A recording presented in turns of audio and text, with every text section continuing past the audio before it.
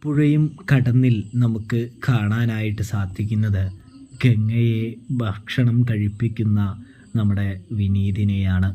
അങ്ങനെ വിനീതും ഗംഗയൊക്കെ ആണെങ്കിൽ അമ്മയോട് ഓരോ കഴിഞ്ഞ സംഭവങ്ങളൊക്കെ പറഞ്ഞ് സന്തോഷിച്ച് ആനന്ദിച്ച് ഭക്ഷണം കഴിക്കുന്നൊരു കാഴ്ച കാണാനായിട്ട് കഴിയൂട്ടോ. ഇതേ സമയം അമ്മയാണെങ്കിൽ വിനീതിൻ്റെ ഓരോ കാര്യങ്ങളിങ്ങനെ കുത്തി കുത്തി പറയുന്നുണ്ട്.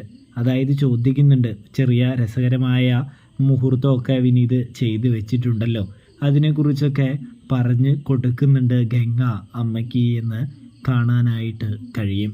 ഇതേ സമയം അമ്മ പറയുന്നുണ്ട്, വിനീതെ അധികം ഇങ്ങനെയൊന്നും വേണ്ടാട്ടോ എന്ന് പറയുമ്പോൾ, അധികമൊന്നുമില്ലമ്മേ, ആദ്യമായിട്ട് പറ്റിയതാ, ഇനി അങ്ങനെയൊന്നും സംഭവിക്കില്ല, ഇപ്പോൾ ഗംഗയുണ്ടല്ലോ എൻ്റെ കൂടെ, അവളെന്നെ നിയന്ത്രിച്ചോളും എന്ന് പറയുന്നത് കാണാം.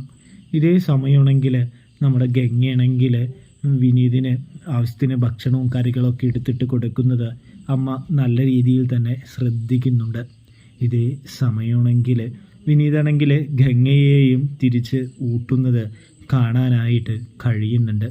അപ്പോൾ അമ്മയ്ക്കാണെങ്കിൽ ഒരുപാട് സന്തോഷമാകുന്നുണ്ട്. അമ്മ പറയുന്നുണ്ട്, ഇങ്ങനെ തന്നെ നിങ്ങളുടെ ജീവിതം, ഈ കുടുംബ ജീവിതം മുന്നോട്ട് പോകണം, അത് കാണാൻ തന്നെയാണ് അമ്മയ്ക്ക് ഒരുപാട് ഇഷ്ടമെന്ന് പറയുന്നത് കാണാൻ സാധിക്കും കേട്ടോ. ഇതേ സമയം ഒരു കോട്ടമില്ലാതെ ഇങ്ങനെ തന്നെ മുന്നോട്ട് പോകും അമ്മേ എന്ന് വിനീത് നമ്മുടെ അമ്മയോട് പറയുമ്പോൾ, എന്തായാലും നന്നായി വാ മോനെ എന്ന് പറയുന്നു.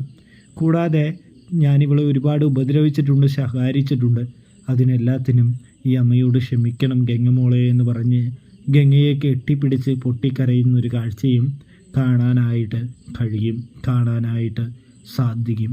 അപ്പോൾ റിവ്യൂ ഇഷ്ടപ്പെട്ടാൽ സബ്സ്ക്രൈബ് ചെയ്യണേ കൂട്ടുകാരെ.